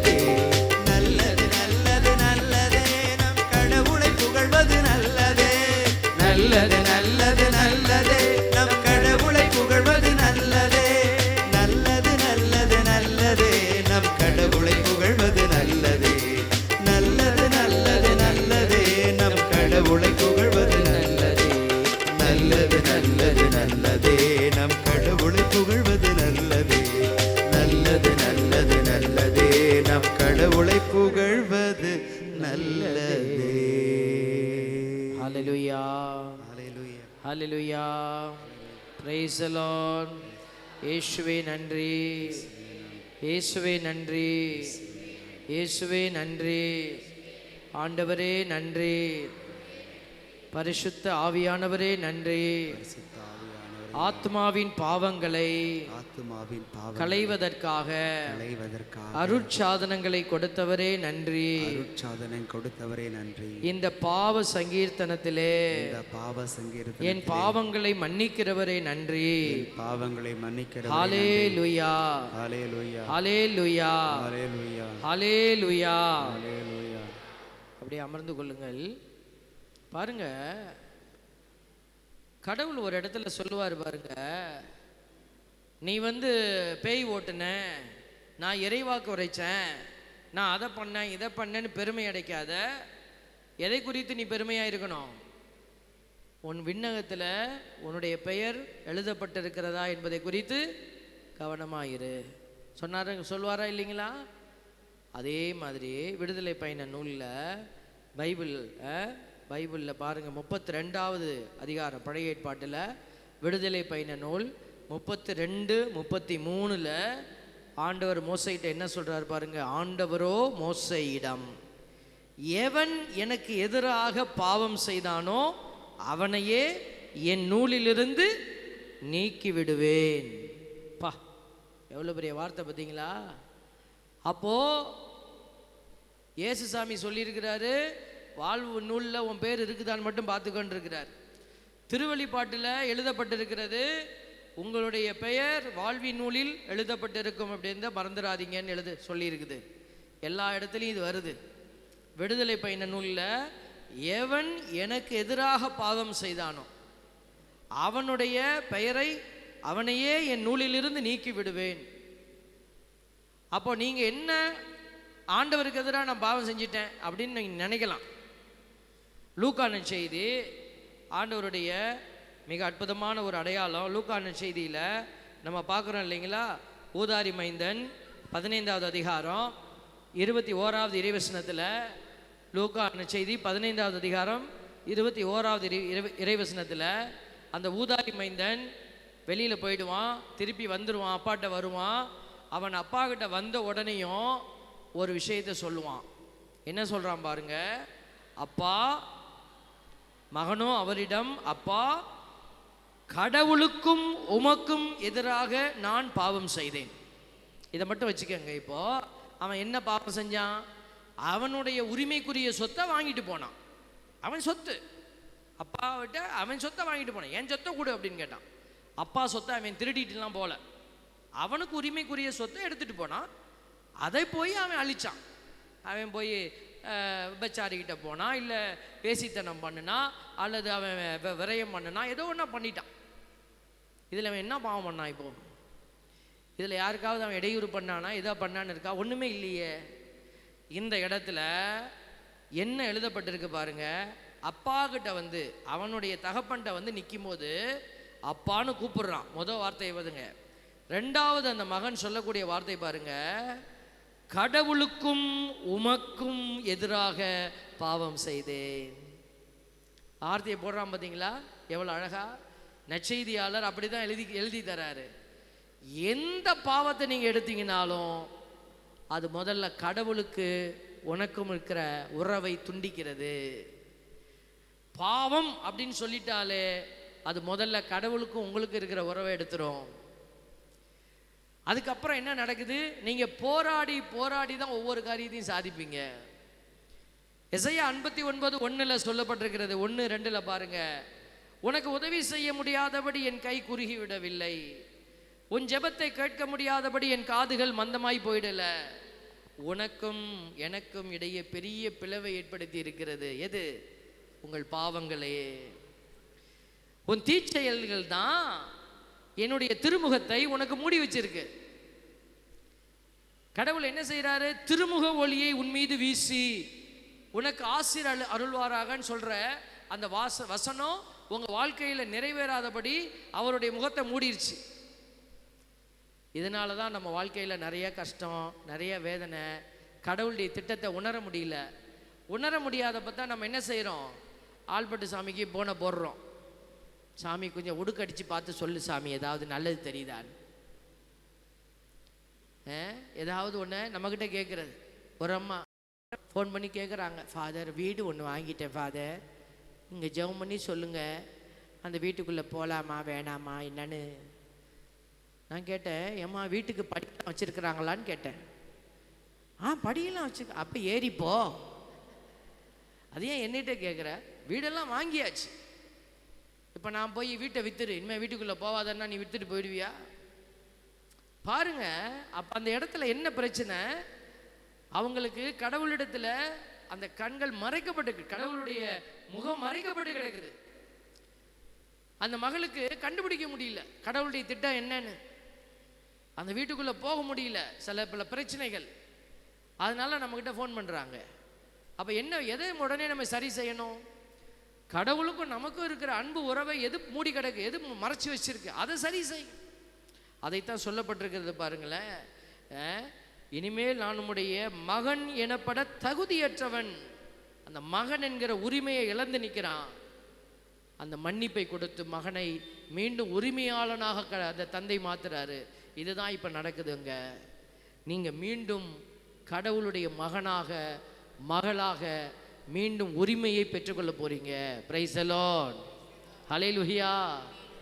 நீங்கள் போய் ஒரு குருவானவரிடத்துல மண்டியிட்டு உங்கள் பாவத்தை அறிக்கை செய்யும்போது, நான் சொன்ன பார்த்தீங்களா, துன்பம் தூய்மை, இந்த துன்பத்துக்கும் தூய்மைக்கும் ஒரு தொடர்பு இருக்குன்னு, அது அங்கே நடக்குது. நீங்கள் ரத்தம் சிந்துறீங்க. ஒரு பாவத்தை அறிக்கை செய்வது என்பது ரொம்ப எளிமையான காரியம் அல்ல. அதுக்கு ஒரு பலன் வேணும், ரொம்ப கஷ்டம், மனசில் வலி இருக்கும், எங்களுக்கும் இருக்கும். குருவானவர்கிட்ட போய் சொல்லணும், ஒரு பாவத்தை சொல்லணுன்னா ரொம்ப வேதனையாக இருக்கும். ஒன்றும் ஒழியாமல் சொல்லணுன்னா, மறைச்சி சொல்லணுன்னா எப்படி வேணாலும் சொல்லலாம். ஒரு கிராமத்தில் எல்லாரும் போய் இப்போ தான் கோடு வேர்டுலேயே சொல்லுவாங்களாம் பாவத்தெல்லாம். புதுசாக ஒரு சாமியார், அவர் இப்போ தான் ஆர்டினேஷன் வாங்கி புது சாமியார் போயிருந்தார். அவருக்கு இந்த கோடு லாங்குவேஜை பற்றிலாம் தெரியல. வரிசையாக ஒவ்வொருத்தராக கோயிலுக்குள்ளே சொன்னார், நான் 2 தடவை வலிக்கி விழுந்துட்டேன் அப்படின்னார். அப்புறம் பாட்டு கிளாஸ்லேருந்து ஒரு அம்மா சொன்னாங்க, நான் ஒரு 3 தடவை வலிக்கி விழுந்துட்டேன். அப்புறம் அங்கே இருக்கிற இன்னும் 2-3 பெரிய தலைகள்லாம் நான் ஒரு 2 தடவை, ஒரு 5 தடவை அப்படின்னு சொல்லிகிட்டே போனாங்க, வலிக்கி விழுந்துட்டேன் வலிக்கி இவருக்கு என்னன்னு புரியல. இவர் புரிஞ்சுக்கிட்டாரு, கோயிலை சுற்றி பகுதிகளெல்லாம் பாசாம் பிடிச்சி போயிருக்கு, அதனால எல்லோரும் வலிக்கி வலிக்கி விழுந்துருக்குறாங்க. ஆனால் அவன் மக்களுக்கு நல்லா தெரியும், வலிக்கி விழுந்துட்டேன்னு சொன்னால் செக்ஸுவல் ப்ராப்ளம், செக்ஸுவல் சின். நாங்கள் உடல் ரீதியாக கணவன் மனைவிக்கு துரோகம் பண்ணிட்டோம் அப்படிங்கிறத தான் அவங்க வலிக்கி விழுந்துட்டேன்னு சொல்கிறது. இந்த சாமியாருக்கு அது புரியல. பூசையில் என்ன பண்ணிட்டாரு, அன்புக்குரியவர்களே, ஆலயத்தை சுற்றிலும் பகுதிகள் எல்லாம் ரொம்ப பாசான் பிடிச்சி வழுக்குவதால் நிறைய பேர் வலிக்கி விழுவதாக என்னிடத்திலே சொன்னார்கள். கோயிலுக்குள்ளே 2 தடவை வலிக்கி விழுந்திருக்கிறார். பாட்டு கிளாஸ் அம்மா கூட ஒரு 3 தடவை விழுந்திருக்கிறாங்க. அவ்வளோதான், எல்லாரும் எழுந்திரிச்சு ஓடியே போயிட்டாங்க. நம்ம பாசாங்கெல்லாம் செய்யக்கூடாது, பாசான் மாதிரி வலிக்கி தேவ பிள்ளைகளை. அந்த இடத்துல நீங்கள் பாவத்தை அறிக்கை செய்யும்போது அந்த ஏற்படும் மன வலி என்ன தெரியுங்களா, ரத்தம் சிந்துறீங்க. ஒரு வலியே இல்லாமல் நீங்கள் பாவ சங்கீதனை செஞ்சுட்டு வரீங்கன்னா அது உண்மையான பாவ சங்கீதனம் அல்ல. ஒரு வலி, ஒரு மனசுக்குள்ள ஒரு பாரத்தோடு போய் பண்ணணும். உண்மையை சொல்கிறீங்க, அப்போ ஒரு பாரம் இருக்கும் அதில். அப்போ ஆண்டவர் சொல்கிறாரு பாருங்க, இப்படிப்பட்ட ஒரு காரியத்துக்கு தான் கடவுள் என்ன செய்கிறார், விடுதலை கொடுக்கிறாரு. பாவம் செய்யும் எவரும் பாவத்திற்கு அடிமை என உறுதியாக உங்களுக்கு சொல்லுகிறேன், யோவான் 8:34 சொல்கிறாரு. அப்போ நீங்கள் அந்த அடிமைத்தனத்தை உடைக்கணும்னா அது எளிமையாக உடைக்க முடியாது, அதுக்கு ஒரு ரத்தம் சிந்துதல் தேவை. அதனால தான் ஆண்டவர் தூய்மைங்கிற ஒரு அடையாளத்துக்குள்ளே இதை வைக்கிறாங்க. அப்போ உங்களுக்கு பாவ சங்கீர்த்தனத்தில் தூய்மை கிடைக்குது, நீங்கள் தூய்மை ஆக்கிக்கிறீங்கன்னா அங்கே என்ன நடக்குது, நீங்கள் போய் உங்களை உடைச்சி ரத்தம் சிந்தி நீங்கள் அந்த இடத்துல அந்த அனுபவத்தை பெற்றுக்கொள்கிறீங்க, ஆசீர்வாதத்தை பெற்றுக்கொள்கிறீங்க. இதை நீங்கள் ஏமாற்றிட்டு வந்தீங்கன்னா, குளிக்கிற மாதிரி பிள்ளைங்க போய் கக்கூசுக்குள்ளே உட்காந்துட்டு குளிக்கிற மாதிரி பாத்ரூமுக்குள்ளே இருந்துட்டு வந்தால் எப்படி இருக்கும், அதே மாதிரி தான். சின்ன பிள்ளைங்க குளிக்கிறேன்னு சொல்லிட்டு போய் குளிக்காமல் வந்துடும், அதே மாதிரி ஆகிடும். அதனால தான் ஆண்டவர் இன்னைக்கு உங்கள் பாவங்களை எல்லாம் நீங்கள் என்ன செய்யணும், அறிக்கை செய்யணும். 1 யோவான் 1:8 ஆண்டவர் சொல்கிறாரு, பாவம் நம்மிடம் இல்லை என்போம் என்றால் நம்மையே நாம் ஏமாற்றிக் கொள்வோம், உண்மையும் நம்மிடம் இராது. உண்மைனா என்ன? இயேசு கிறிஸ்து வார்த்தை. இது நம்மக்கிட்ட இருக்கவே இருக்காது, தங்காது. ஓட்டப்பானையில் போன தண்ணி மாதிரி போயிட்டே இருக்கும், வார்த்தையெல்லாம் தங்காது. உண்மை இயேசு நம்மகிட்ட இருக்க முடியாது. பாவம் நம்மிடம் இல்லை என்போம் என்றால், நிறைய நேரம் நம்ம மக்கள் ஏமாத்திக்கிறாங்க. நான் நேராக கடவுள்கிட்ட சொல்லிக்கிறேன். அறிக்கை என்பது ஒருவர் மற்றவரிடத்திலே சொல்ல வேண்டியது. நீங்கள் நேராக சொல்லி பாருங்க, ஆண்டவரே நான் விபச்சாரம் பாவம் பண்ணிட்டேன், ஆண்டவரே நான் என் கணவருக்கு துரோகம் பண்ணிட்டேன், ஆண்டவரே என் மனைவிக்கு நான் துரோகம் பண்ணிட்டேன், சொல்லி பாருங்க, வலிக்கவே வலிக்காது. இதை போய் ஒரு குருவானவரிடத்தில் சொல்லும் பொழுதுதான் இந்த வசனத்தை நீங்க நிறைவு செய்றீங்க. அறிக்கை செய்யுங்கள், ஒருவர் மற்றவரிடத்தில் உங்கள் பாவத்தை அறிக்கை செய்யுங்கள். அறிக்கையிட வெட்கப்படாதே பைபிள் சொல்லுது. நிறைய இடத்துல இந்த அடையாளங்கள் உண்டு என்பதை நீங்கள் மறந்துடக்கூடாது. பாவத்தை அறிக்கை செய்ய நம்ம என்ன செய்யக்கூடாது? வெட்கப்படக்கூடாது என்பதை பல இடத்துல நமக்கு இந்த காரியங்கள் நமக்கு உணர்த்திக்கிட்டே இருக்கிறது. நீங்கள் இதெல்லாம் பைபிளில் எடுத்தனா நிறைய நேரம் ஆகிடும். அதனால தான் நாங்கள் இதை அங்கங்கே சொல்லிகிட்டே போகிறேன். பாவத்தினுடைய காரியங்கள் எல்லாம் நம்மை கடவுளுடைய அன்பிலிருந்து விலக்கி வைக்கிறது. பாருங்க, திருப்பாடல் 32:3 சொல்லுது, என் பாவத்தை அறிக்கையிடாதவரை நாள் முழுதும் நான் கதறி அழுததால் என் எலும்புகள் கலன்று போயின. உடம்புல நோய், நோக்காடுகள், வேதனைகள், இப்படி நிறைய காரியங்கள் நம்மை அறிக்கை செய்யும்படியான ஒரு அழைப்பை கொடுக்குறது பைபிளில் நிறைய இடத்துல. அதனால் இந்த நேரத்தில் ஆண்டவர் இந்த நேரத்தில் உங்களை குணமாக்குகிற வல்லமையோடு வரார். இதோ இந்த நேரத்தில் இயேசு ஆண்டவர் இடத்துல ஒப்பு கொடுப்போமா? இந்த துன்பங்களை தாங்குவது பெலன் கொடுக்கிற ஒரு காரியமாக மாறுது. ஆண்டவர் பெலன் கொடுக்கிறார். யாருக்கு பெலன் கொடுப்பாரு? துன்பங்களை தாங்க, எது உண்மை எது நேர்மையோ அதை சரியாய் செய்ய விரும்புகிற பிள்ளைகளுக்கு ஆண்டவர் உதவி செய்வார். எல்லாரும் ஆண்டவரை உற்று பாருங்க, இயேசு ஆண்டவரை பாருங்க. இப்போ இந்த நாளில் நம்ம தூய்மைனா என்னன்னு கேள்வி கேட்டுக்கிட்டோம். கடவுளுக்காக துன்பங்களை ஏற்பது தான் தூய்மை. அதுதான் தூய்மையின் அடையாளம். ரத்தம் சிந்துவது, புரியும்படியாக சொல்லணும்னா, ரத்தம் சிந்துதல் இன்றி பாவ மன்னிப்பு இல்லை, ரத்தம் சிந்துதல் இன்றி விடுதலை இல்லை. அப்போ இந்த ரத்தம் சிந்துவதற்கு இயேசு என்ன செய்வார்? உங்களுக்கு பெலன் கொடுக்கிறார். அவர் தான் நற்கருணை, அதான் வார்த்தையின் வல்லமை, அதுதான் அவர் கொடுக்குற ஆசீர்வாத கிருபைகள். இப்போ இந்த பெலனை நம்ம பெற்றுக்கொள்ளணும். எல்லாரும் ஆண்டவரை பாருங்க. இந்த இறைவார்த்தையை கேட்டுட்டு வெறுமையாய் நம்ம போயிடக்கூடாது, கேட்டு ரசிச்சுட்டு போகிறவங்களா இருக்கக்கூடாது. நான் சொன்னேன் இல்லையா, அந்த 3வது பகுதி, முதல் பகுதி அறிதல், நோயிங், 2வது பகுதி எக்ஸ்பீரியன்ஸ், ஆண்டவரை அனுபவிக்கிறது, 3வது பகுதி செயல்படுதல், அதுதான் விட்னஸிங்னு சொல்கிறோம். இந்த செயல்பாட்டுக்குள்ளே போகணுன்னா நமக்கு ஒரு வல்லமை வேணும். ஆண்டவரே பலவானே, என்னை பலப்படுத்தும் ஆண்டவரே. கேட்போமா? பலவானே, பலன் தருபவரே, பலவீனன் என்னையுமே பலன் தந்த காப்பாயே, பலவீனன் என்னையுமே பலன் தந்த காப்பாயே.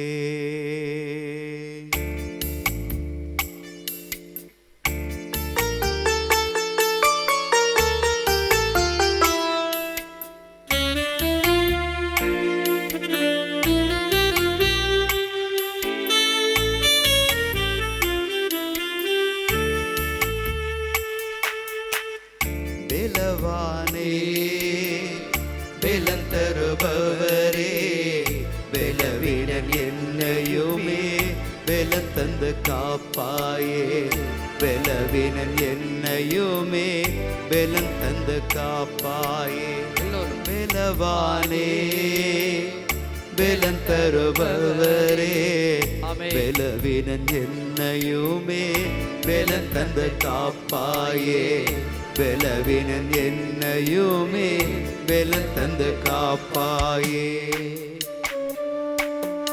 செய்ய வேண்டியதை செய்யாமல் விட்டுருந்தீங்கன்னா அதுவும் பாவம். நம்ம நினைத்து கொண்டு இருப்போம், நாம் இதை செய்யலை, நம்ம பாவத்தை செய்யலை, அதை செய்யலை, இதை செய்யலைன்னு. செய்ய வேண்டியதை செய்யாமல் விட்டிருந்தீங்கன்னா அதுவும் பாவம் என்று நமக்கு அறிவுறுத்தப்படுகிறது. வலுவற்ற மனச்சான்றை காயப்படுத்தியிருந்தீங்கன்னா அது பாவம் என்று நமக்கு சொல்லப்படுகிறது.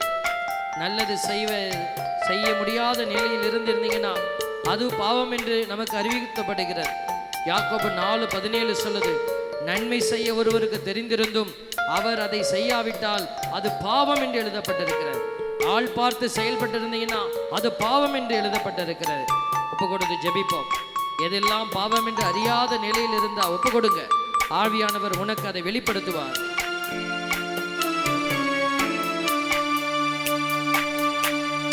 உலகளவில் நான் பெரியவனானே, உள்ளத்தாலே நான் சிறுமையானே. உலகளவில் நான் பெரியவனானே, உள்ளத்தாலே நான் சிறுமையானே. உறவுகளாலே வளர்ந்து வந்தேனே, உறவுகளாலே நான் வளர்ந்து வந்தேனே. பிரிவுகளாலே தளர்ந்து போனேனே, பிரிவுகளாலே நான் தளர்ந்து போனேனே.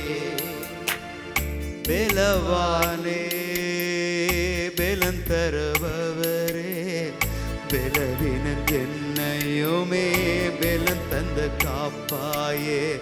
பெலவினன் என்னையுமே பெலன் தந்த காப்பாயே. பெலவானே பெலன் தருபவரே, பெலவினன் என்னையுமே பெலன் தந்த காப்பாயே. அன்புக்குரியவர்களே, இதோ நம்ம ஒரு இலக்கு நோக்கி பயணித்து கொண்டு இருக்கிறோம். இன்னைக்கு அந்த இலக்கை நம்ம டார்கெட் வச்சிருக்கிறோம். அந்த இலக்கு என்ன? தூய்மை. தூய்மையோடு வாழ்வது தான் ஆண்டவர் விரும்புகிற காரியம். பல மேற்கோள்களை நம்ம காட்டி பைபிளில் சொல்லிட்டோம். தந்தை தூயவராய் இருப்பது போல நீங்களும் தூயவராய் இருங்கள். அப்போ தூயவராய் இருப்பதனுடைய அடையாளம் என்ன என்பதை நம்ம பேசிகிட்டு இருக்கிறோம். தூயவராய் இருப்பதனுடைய அடையாளம் துன்பங்களை தாங்குவது. அதைத்தான் இயேசு பல வடிவத்தில் பேசுகிறார். அது கடவுளுடைய இயேசுவினுடைய பார்வையில் மிகுந்த கனி தந்து. இப்போ கனி கொடுக்கறதுனா எப்படி? நன்மைகள் செய்கிறது. நன்மைகளை எப்படி செய்கிறது? அதுக்கு நிறைய வழிகள் இருக்குது. நீங்கள் தான் சூஸ் பண்ணிக்கணும். இப்படி போய் செய், இதை செய், இதை செய்ன்னு நாங்கள் இங்கிருந்து சொல்ல முடியாது. எந்த வழியாவது எடுத்துக்கொள். வயசாகி போச்சு சாமி, எனக்கு எந்த வழியுமே செய்ய தெரியல.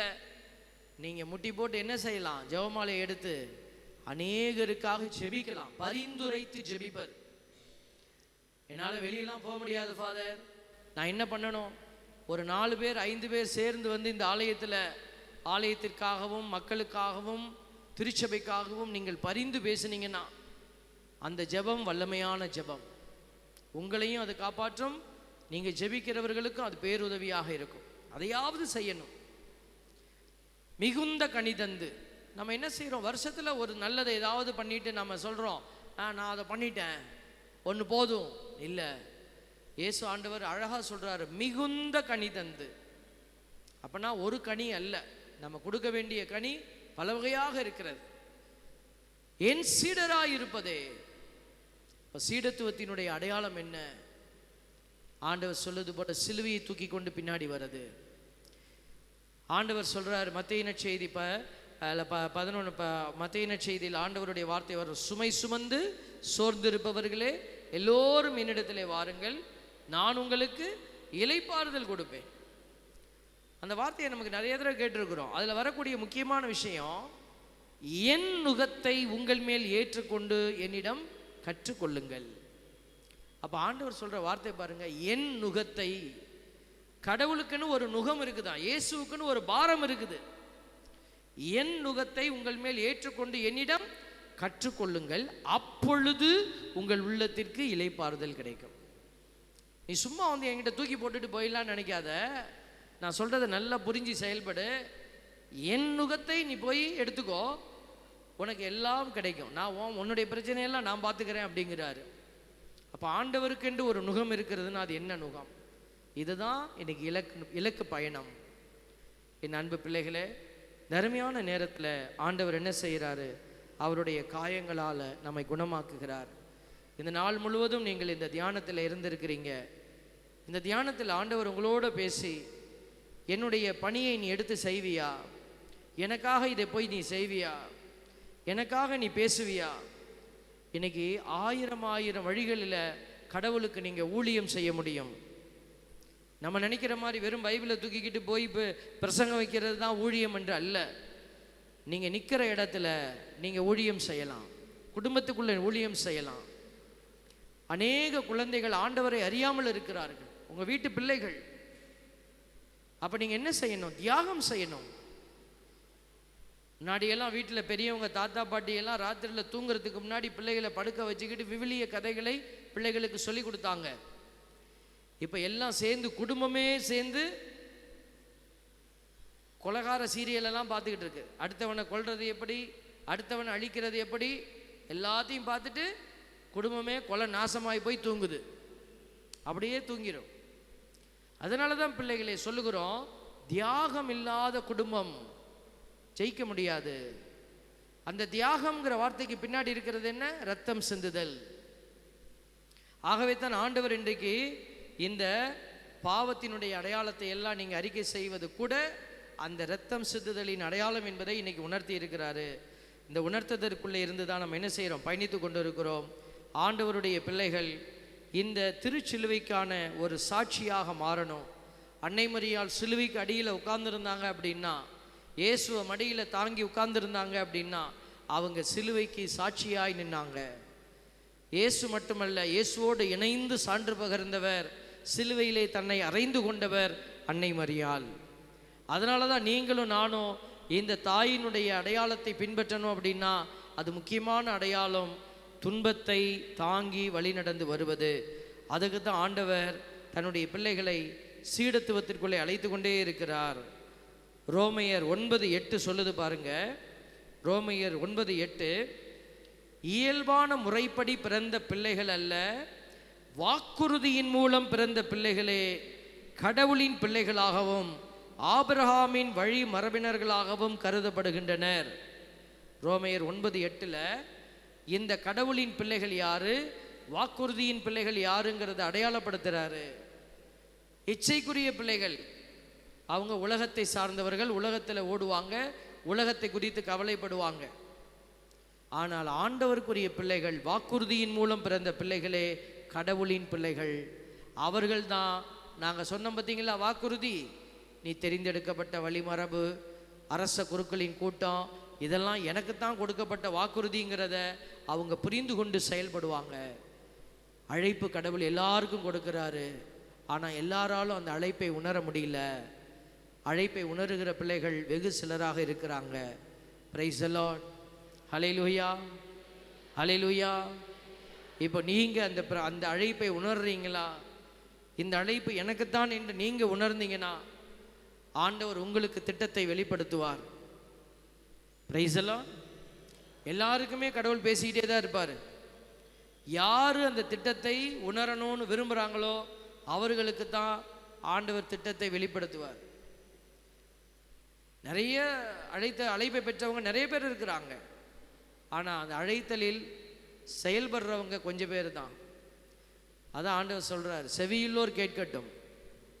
இங்கே நீங்கள் உண்மையாக கேட்குற பிள்ளைகளாக இருந்தீங்கன்னா ஆண்டவர் உங்களுக்கு உதவி செய்ய தயாராக இருக்கிறார். Praise the Lord, price the Lord. இதோ இந்த உள்ளத்தில் பலருடைய உள்ளமானது காயப்பட்டு கிடக்குது. நம்முடைய ஆன்மா இருக்குது பார்த்தீங்களா, அது 2 அடுக்குகளால் நம்மளுடைய உள்ளமானது அமைக்கப்பட்டிருக்கிறது. அதாவது லோவர் கான்ஷியன்ஸ், அப்பர் கான்ஷியன்ஸ், மேல் அடுக்கு, கீழ் அடுக்கு, 2 ஸ்டெப்பில் அது செயல்படுது. இந்த ஆழ்மனது இருக்குது பார்த்தீங்களா, அதில் உங்களுடைய பிறப்பிலிருந்து எல்லாமே ரிஜிஸ்டர் ஆகிருக்கும். பிறப்பிலிருந்து எல்லா வேதனைகளும் அதில் ரிஜிஸ்டர் ஆகிருக்கேன். அம்மா வயிற்றில் இருக்கும் போதே உங்களுடைய காயங்கள் எல்லாம் ரிஜிஸ்டர் ஆகிருக்கும். அதெல்லாம் சில பேருக்கு தெரியாது. பயம், ஒரு விதமான வெறுப்பு, வாழ்க்கையை ஏன் வாழணும். சில பேர் கோயிலுக்குள்ளே வந்து ஒளிஞ்சிப்பாங்க. சாமிக்கு பின்னாடி ஒளிஞ்சிப்பாங்க. ஆனால் கடவுள் விரும்பும்படி வாழ மாட்டாங்க. கோயிலுக்குள்ளே எல்லா வேலையும் செய்வாங்க, பெரிய கோயிலில் வந்து பெரிய செயல்பாட்டாளர்கள் போல் காட்டிப்பாங்க. ஆனால் அவங்க ஆசீர்வாதத்துக்குள்ளே இருக்க மாட்டாங்க. இதெல்லாம் ஒரு பொய் முகத்தினுடைய அடையாளங்களாக இருக்கிறது. தயவு செய்து இதெல்லாம் நாங்கள் புரிஞ்சு கொள்ளணும். ஆன்மாவில் இவங்க எல்லாம் காயப்பட்டவங்க, நோய்வாய்ப்பட்டவங்க. உடலில் நோய் இல்லை, மனசளவில் நோய்வாய்ப்பட்டவர்கள். இவர்கள் வீட்டுக்குள்ளே கலகத்தை ஏற்படுத்துவார்கள். அவர்கள் வாழக்கூடிய சமூகத்திலே, ஒரு கம்யூனிட்டியில் எப்போவுமே பிரச்சனையை கொடுத்துட்டே இருப்பாங்க. நிம்மதியை கெடுப்பார்கள். அடுத்தவர்களுடைய வாழ்வை கெடுப்பதற்கு அவங்க என்னெல்லாம் செய்யணுமோ செய்வாங்க. குழந்தைகளை அவதூறாய் பேசுவாங்க. வாயில கெட்ட வார்த்தை வந்துக்கிட்டே இருக்கும். இவங்கெல்லாம் யாரு? அவங்களுடைய ஆன்மாவிலே நோய்வாய்ப்பட்டவர்கள். நான் ஒன்றுமே இல்லை, ஐ எம் ஓகே அப்படின்னு நினைத்து கொண்டு இருக்கக்கூடாது. ஆண்டவர்கிட்ட கேட்கணும், என்னை குணமாக்கும் ஆண்டவரே, என்னை குணப்படுத்தும் ஆண்டவரே. எல்லாரும் அப்படியே இயேசுவை பாருங்களேன். எல்லாரும் அப்படியே இயேசு ஆண்டவரை பாருங்க. சொல்லுங்க, இயேசு ஆண்டவரே. எல்லாரும் சொல்லுங்க, இயேசு ஆண்டவரே. இயேசு ஆண்டவரே. எல்லாரும் சொல்லணும், இயேசு ஆண்டவரே. இயேசு ஆண்டவரே. எல்லாரும் சொல்லணும், இயேசு ஆண்டவரே. கல்வாரி மலையிலே இரத்தத்தை சிந்தி என்னை மீட்டெடுத்தவரே. ஓம் காயங்களால் எனக்கு சுகம் கொடுத்தவரே, உமக்கு நன்றி அப்பா. உம்முடைய இரத்தத்தினாலே என்னை குணமாக்கும் ஆண்டவரே. உம்முடைய பரிசுத்த இரத்தம் எங்கள் மீது ஊற்றப்படுவதாக.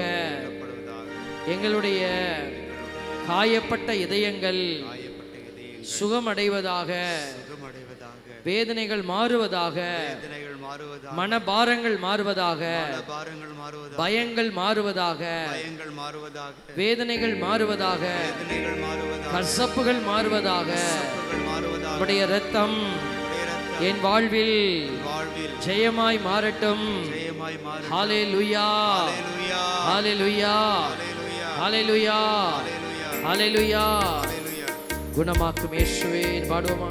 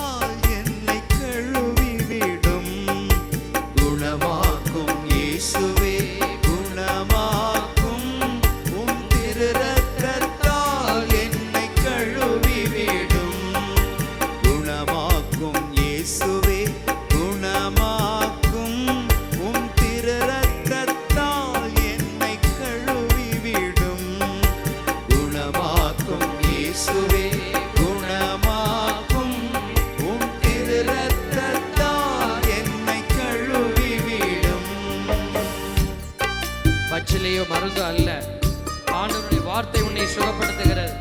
இஸ்ரவேலின் தூயவரும் உன் மீட்பருமான ஆண்டவர் கூறுவது இதுவே, உன் கடவுளாகிய ஆண்டவர் நானே. பயனுள்ளவற்றை உனக்கு கற்பிப்பவரும் செல்ல வேண்டிய வழியில் உன்னை வழி நடத்துபவரும் நானே. இசையா 48:17 ஆண்டவர் சொல்லுகிறார், என் மகளே, என் மகனே, நீ செல்ல வேண்டிய வழியை நான் உனக்கு காட்டுகிறேன். நடந்து வா, என்னிடத்திலே ஒளியில் நடந்து வா. பச்சிலையோ மருந்தோ குணமாக்கவில்லை, உம் வார்த்தையை விடுத்து குணமாக்கும். பச்சிலையோ மருந்தோ குணமாக்கவில்லை, உம் வார்த்தையை விடுத்து குணமாக்கும்.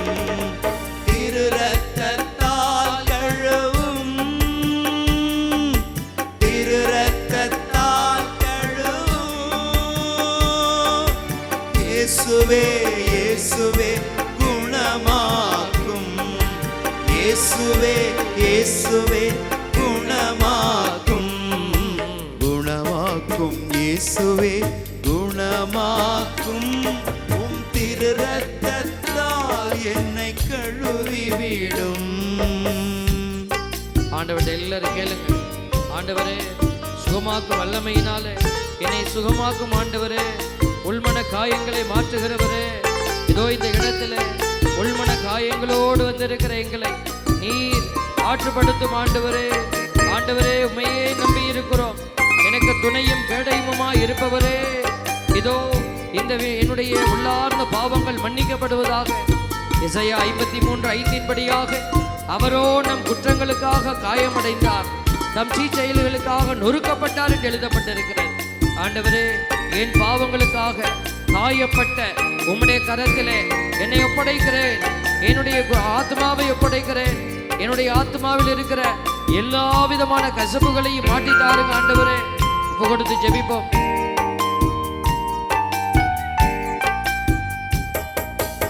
இறந்து போன லாசரை உயிர்த்தெழச் செய்தே, கண் தெரியா குருடரை குணமாக்கி நீர். இறந்து போன லாசரை உயிர்த்தெழச் செய்தே, கண் தெரியா குருடரை குணமாக்கி நீர். திரு ரத்தத்தால் கழுவும், திரு ரத்தத்தால் இயேசுவே, இயேசுவே குணமாக்கும். இயேசுவே, இயேசுவே குணமாக்கும். குணமாக்கும் இயேசுவே குணமாக்கும். உம் திரு ரத்தத்தால் என்னை கழுவி விடும். ஆண்டவர், இதோ இந்த நேரத்தில் உங்களுடைய ஆன்மாவின் காயங்களிலிருந்து உங்களை விடுவிக்கிறார்.